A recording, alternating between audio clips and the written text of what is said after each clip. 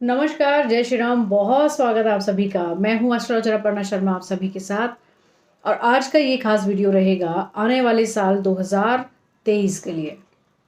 ये भी बात करेंगे इस वीडियो के अंदर कि नया संवत्सर कब से शुरू होता है और इसका क्या प्रभाव रहेगा। आने वाले संवत्सर के राजा और मंत्री कौन होंगे, या पूरे मंत्री पद की अगर हम बात करें तो किस किस ग्रह को कौन सा मंत्री पद मिला है और वो कौन कौन से अपने एरिया को देखने वाले हैं, कौन कौन से डिपार्टमेंट को वो देखने वाले हैं। कुल मिलाकर इस संवत्सर की बात करेंगे, आने वाले नए साल की बात करेंगे कि कैसा रहेगा 2023। वैसे तो हर महीने में कोई ना कोई गोचर होते रहते हैं, तो हर एक माह का अलग अलग जो फल है वो हम सबको देखना होगा, लेकिन ओवरऑल ये साल कैसा रह सकता है इस बारे में इस वीडियो में चर्चा करेंगे। सबसे ज़रूरी बात ये होगी सबसे पहले समझने की कि नया संवत्सर क्या चीज़ है और नया साल क्या चीज़ है। नया साल जिसको कि हम इंग्लिश हिसाब से न्यू ईयर कह देते हैं, तो जो कि 1 जनवरी से शुरू हो जाता है। यदि हम हिंदी कैलेंडर की बात करते हैं, संवत्सर की पंचांग की बात करते हैं, तो ये शुरू होता है मार्च के महीने से। फाइनेंशियली गवर्नमेंट के एरिया में अगर देखा जाता है तो ये 1 अप्रैल से नया फाइनेंशियल ईयर शुरू होता है। लेकिन हिंदी पंचांग की तरह हम बात करते हैं, जिसको हम एस्ट्रोलॉजी से जोड़ते हैं, पूरे ग्रहों की जब हम बात करते हैं तो ये शुरू होता है 22 मार्च से। इस बार ये संवत्सर 22 मार्च से शुरू हो रहा है, जिसको कहा जाएगा 2080 संवत्सर। कौन होगा राजा, कौन होगा मंत्री, इनके हिसाब से बहुत तरह का प्रभाव पूरे देश में, पूरी दुनिया में रहता है। तो इस बारे में ज़रूर चर्चा शुरू करते हैं। सबसे पहले और साथ ही साथ में न्यूमरोलॉजिकली भी इस साल के प्रेडिक्शन को देखेंगे कि कौन सा नंबर बनकर आएगा सामने, कि कौन कौन से नंबर यानी कि उससे रिलेटेड ग्रहों का प्रभाव इस साल में हमें देखने को मिलेगा। तो आप सभी अपनी अपनी राशियों के हिसाब से यदि देखना चाहते हैं तो भी आप जुड़ें, अगर हम पूरे ओवरऑल चीज़ों को देखना चाहते हैं तो भी आप ज़रूर जुड़ें कि ये साल कैसा रहने वाला है। सबसे पहले हम बात करेंगे कि इस साल का यानी कि संवत्सर का राजा और मंत्री कौन होने वाला है।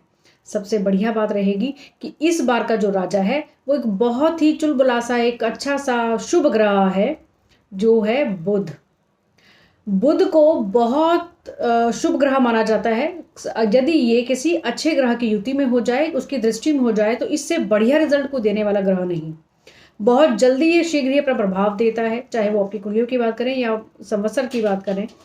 तो एक बहुत शुभ ग्रह हमारा राजा होने वाला है आने वाले संवत्सर से, जो कि हम बात कर रहे हैं मार्च ऑनवर्ड्स। और यदि मंत्री की हम बात करते हैं तो यहाँ पर मंत्री रहेंगे दैत्य गुरु शुक्राचार्य। बुध और शुक्र इन दोनों ही ग्रहों की युति को बहुत अच्छा माना गया है ज्योतिष शास्त्र के अंदर। साथ ही साथ में फाइनेंस को यदि हम इन दोनों से जोड़ते हैं तो एक बहुत अच्छा फाइनेंशियल ईयर आने वाला जो ये साल है वो हो सकता है। आप सभी की कुंडलियों पर भी ये कैसे जाएगा उसके बारे में ज़रूर बात करेंगे। सबसे पहले देखते हैं कि पूरे भारतवर्ष की अगर हम बात करते हैं तो ये साल कैसा रहने वाला है। क्योंकि राजा और मंत्री दोनों ही शुभ ग्रह हैं, ये हमेशा अच्छा रिजल्ट देते हैं, तो कहीं ना कहीं पूरे साल का ओवरऑल रिजल्ट अच्छा ही रहने वाला है। सबसे अच्छी बात है कि खेती की अगर हम बात करते हैं तो यहाँ पर खेती बहुत अच्छी होने वाली है, लेकिन कुछ सावधानियां हमें ज़रूर रखनी होंगी। जो भी लोग खेती बाड़ी से जुड़े हुए हैं उनको कुछ सावधानियां ज़रूर रखनी है, लेकिन फसल बहुत अच्छी इस साल हो सकती है। साथ ही साथ में अगर हम दूध की बात करते हैं या किसी भी ऐसे तरल पदार्थों की बात करते हैं जिससे हमें बेनिफिट होता है, खासतौर से दूध, दही इत्यादि जो चीज़ें हैं, इसकी अगर हम बात करें तो इसका जो उत्पादन है वो कम होता चला जाएगा, इसके दाम बढ़ते चले जाएंगे। लेकिन सबसे खराब बात जो रहेगी, क्योंकि इसका ये डिपार्टमेंट है शनि के पास, शनि और सफ़ेद रंग कभी भी अच्छा मेल नहीं है। तो ऐसे में ये मिलावट होना किसी भी इस चीज़ों का, जो कि जैसे दूध ऐसी चीज़ है, इसमें मिलावट का होना ज़्यादा बढ़ता रहेगा, दाम इसके बढ़ते रहेंगे, उत्पादन इसका घटता रहेगा। बात करें क्योंकि जो 2023 अगर हम इसको न्यूमरोलॉजिकली देखते हैं तो ये टोटल नंबर बैठता है 7, जिसके देव होते हैं केतु महाराज। और ये मांगलिक कार्यों में रुझान आप सभी का बढ़ा सकते हैं, खासतौर से वो सभी लोग जो कि थोड़े भी सात्विक हैं, जो भी थोड़े बहुत पूजा पाठ में मन रखते हैं अपना, उन लोगों के घर में मांगलिक कार्यों का होना, किसी न किसी तीर्थ यात्राओं का होना, ये चीज़ें ज़्यादा होंगी। साथ ही साथ में जनता के आप बीच में आपस में सद्भावना परिलक्षित होगी। कुछ लोग जो समृद्ध हैं वो थोड़े और समृद्ध होते चले जाएंगे, लेकिन आम जनता की अगर हम बात करते हैं तो आम जनता के बीच में थोड़ा सा रोष रह सकता है। बड़े आपराधिक मामले सामने आ सकते हैं। किसी भी बड़े व्यक्ति, चाहे वो कोई राजनेता हो, कोई फिल्म सितारा हो, या कोई भी कार्य क्षेत्र हो, चाहे हम बड़े बड़ी कंपनियों की बात करते हैं, तो ऐसे में कोई भी एक ऐसा बड़ा व्यक्ति जिसका बड़ा नाम और शोहरत है दुनिया के अंदर, उसके निधन की घटनाएँ भी सामने खबर आ सकती है। कोई ना कोई देहावसान का ऐसा योग किसी बड़े व्यक्ति का भी बन रहा है। साथ ही साथ में पश्चिमी देशों की अगर हम बात करते हैं, तो यहाँ पर कुछ नेचुरल डिज़ास्टर्स जो होते हैं, कुछ प्राकृतिक आपदाएँ भी यहाँ पर आ सकती हैं, जिस वजह से यहाँ पर कुछ विनाश जैसी घटनाएँ भी, चाहे वो छोटे लेवल पर ही हों, लेकिन होने के चांसेस बिल्कुल बन रहे हैं। जनवरी से लेकर मार्च तक की अगर हम बात करते हैं, तो यहाँ पर राजनीति को लेकर कुछ उथल-पुथल, कुछ तनाव, कुछ टेंशन्स बनी रह सकती हैं। इसका खास रीज़न रहेगा सूर्य और शनि का आस-पास रहना। जैसे ही, क्योंकि कुंभ राशि में शनि महाराज हैं, और इस पिछले साल भी हमने अगर देखा तो मकर राशि में शनि महाराज रहे, और कुंभ राशि में जनवरी में 17 जनवरी को प्रवेश कर जाएंगे, और मकर राशि में सूर्य महाराज आने वाले हैं जनवरी 14 को। और इन दोनों का, और जो कि अभी भी दोनों युति में हैं, इन दोनों का बहुत लंबे समय तक आसपास रहना, एक ही भाव में रहना, ये राजनीति को भी कहीं ना कहीं प्रभावित करने वाला है। सीमा की अगर हम बात करते हैं, अपने देश की बॉर्डर की बात करते हैं, तो यहाँ पर तनाव कुछ बना रह सकता है, लेकिन बहुत ज़्यादा क्षतिग्रस्त नहीं होगा, कोई भी बड़ी टेंशन नहीं बन सकती, लेकिन कुछ छोटा मोटा तनाव ज़रूर रह सकता है। यदि हम बात करें अग्नि या कुछ नेचुरल जो डिज़ास्टर्स होते हैं, जो प्राकृतिक जो आपदाएं हैं, इनकी बात करते हैं, तो तूफान, अग्निकांड इत्यादि, इन सभी से जन और धन की हानि होने के चांसेस बन सकते हैं। वायुयान या वायु तूफान की जैसे हमने बात की अभी, वायु से संबंधित कुछ जो चीज़ें हैं, चाहे वो एयर ट्रैवलिंग ही है, जो वायु यात्राएं हैं, एयर विमान्स हैं, इन सभी चीज़ों पर भी कुछ ना कुछ ऐसी कोई न्यूज़ आने के चांसेस बन सकते हैं। नई टेक्नोलॉजी, नए नए एक्सपेरिमेंट इस साल में किए जा सकेंगे, और वो टेक्निक, वो नए नए एक्सपेरिमेंट बहुत पॉजिटिव और फ्रूटफुल रहने वाले हैं आने वाले जीवन के लिए भी। जिन लोगों की कुंडलियों में यदि केतु महाराज अच्छे होंगे, उनके लिए तो ये साल लॉटरी का काम करेगा। बच्चों से संबंधित नए नए नियम या कानून बन सकते हैं, उनके लिए नई नई योजनाएं सरकार बना सकती है। नई योजनाओं में इन्वेस्ट जो किया जाएगा, उसमें आने वाले समय में बच्चों के लिए बड़ी फ्रूटफुल चीज़ें रहने वाली हो सकती हैं। यदि साथ ही साथ में फिल्म जगत की बात करें, क्योंकि ये भी बहुत इंटरेस्टिंग टॉपिक रहता है, सभी के जानने लायक, 17 जनवरी 2023 के बाद जब शनि गोचर करने वाले हैं, तब यहाँ पर कुछ उम्मीद कर सकते हैं कि फिल्म जगत में कुछ बड़ी फिल्में भी बने, और बड़ी फिल्में जो अच्छा जो काम करें, जो अच्छा बजट से बनी है, वो अच्छा पैसा भी कमाएं। इसके साथ साथ में छोटी बजट की जो फिल्में हैं, वो अपना अच्छा काम करेंगी, बेहतर काम करेंगी ही, लेकिन पहले से फिल्म जगत की बात करते हैं तो स्थितियाँ बेहतर होंगी। आगे एक और ख़ास बात की, एक और जो बाज़ार से संबंधित है, अगर हम शेयर मार्केट की बात करते हैं, क्योंकि बहुत से लोगों का इंटरेस्ट शेयर मार्केट में भी रहता है कि शेयर मार्केट में पैसा इन्वेस्ट किया जाए, या बाज़ार का मोल भाव कैसा रह सकता है। तो यहाँ पर देखिए, बुध क्योंकि कारक है शेयर मार्केट के, अचानक से धन प्राप्ति के केतु के साथ अगर वो मिलकर कोई भी ऐसा सहयोग बनाए, तो शेयर मार्केट के लिए, बाज़ार के लिए, ये वैसे तो ओवरऑल चीज़ें ये साल पूरा अच्छा ही है। कहीं ना कहीं जो बैंकिंग सेक्टर है, जो क्लोथिंग, होटल या ज्वेलरी सेक्टर जो है, इसमें जो अच्छा जो लोग काम कर रहे हैं, जनवरी के बाद इसमें उछाल आने की संभावनाएं बढ़ जाती हैं। साथ ही साथ में आईटी सेक्टर जो है, यहाँ पर ये नॉर्मल अपना काम एज यूजुअल करता रहेगा। पहले की तरह ही यहाँ पर ना तो बहुत ज़्यादा मंदी है, ना ही बहुत ज़्यादा उछाल है। पावर सेक्टर, फिल्म जगत, लिकर यानी कि जो लिकर इत्यादि, जो शराब इत्यादि का जो काम है, यहाँ पर भी उछाल देखने को मिल सकता है। बाजार में वैसे तो तेजी मंदी बनी रहेगी, लेकिन ओवरऑल अच्छा कह सकते हैं इस साल को। कहीं ना कहीं बुध और शुक्र मिलकर जो लक्ष्मी नारायण योग बनाते हैं, इस गोचर में भी जब वो लक्ष्मी नारायण योग में मंत्री और राजा बनकर जब आए हैं, तो कहीं ना कहीं बाजार का जो हिसाब किताब है वो काफ़ी अच्छा रहने वाला है। सोना चांदी की अगर हम बात करें, बहुत सारे ऐसे तमाम उत्पादन हैं जिसका जो भी लोग बिजनेस करते हैं, उनके लिए ये साल बहुत अच्छा रहने वाला है। सबसे अच्छी बात ये रहेगी, अगर हम अपनी अपनी कुंडलियों की बात करते हैं, अपनी राशियों की बात करते हैं, अगर आपकी कुंडली में बुध की स्थिति बहुत बेहतर है, केतु की स्थिति अच्छी है, तो ये साल आपके लिए बिजनेस में अगर आप हैं तो ये लॉटरी का काम कर सकता है।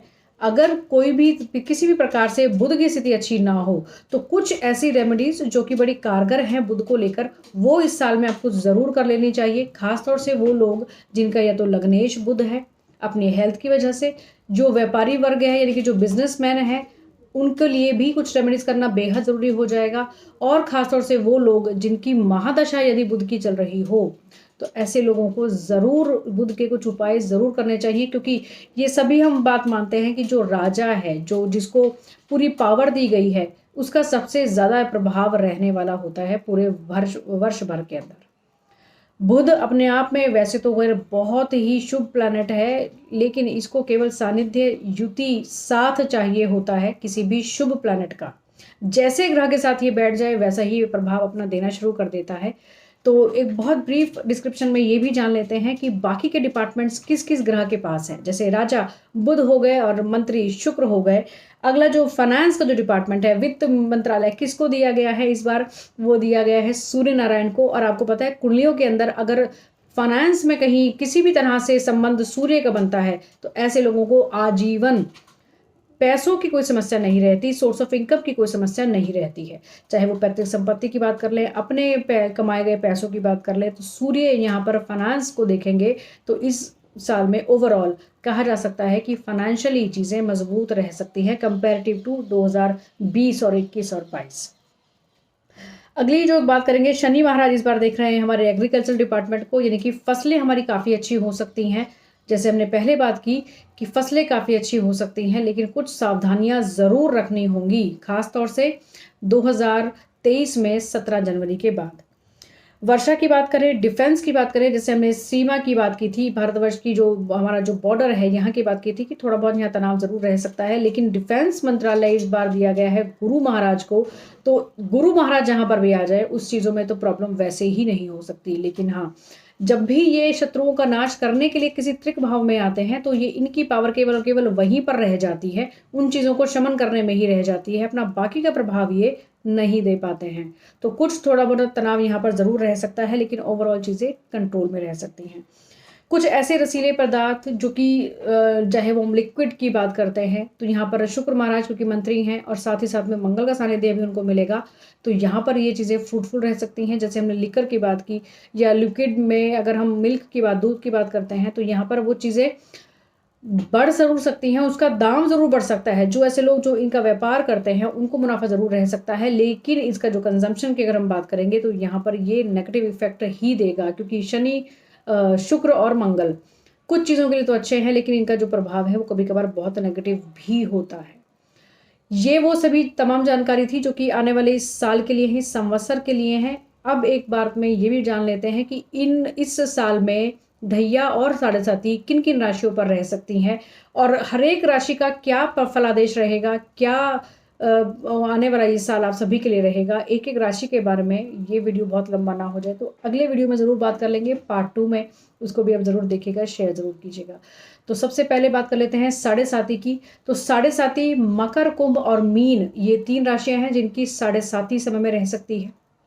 ढैया की बात करते हैं तो कर्क और वृश्चिक, ये दोनों ही राशियां ढैया के साए में रहेंगी। और सबसे बड़ी बात है कि दोनों ही जल तत्व की राशियां हैं। इन दोनों राशियों को अपने भावनाओं पर बहुत कंट्रोल करना होगा। वो इमोशंस हमारे, वो चाहे एंगर हो, चाहे हमारी फीलिंग्स हो, चाहे किसी के प्रति हमारा आकर्षण हो, गुस्सा हो, किसी भी तरह की भावनाओं को हमें बिल्कुल नियंत्रित कर कर चलना होगा। क्योंकि ये ढैया का प्रभाव तो पहले से शुरू हो चुका है, लेकिन क्योंकि शनि महाराज वक्री चल रहे थे और अब वो मार्गी हो चुके हैं और जनवरी में वो अपना राशि परिवर्तन कर लेंगे, इस हिसाब से आपको ज़्यादा प्रभाव देखने को मिलेगा 2 जनवरी 17 के बाद से।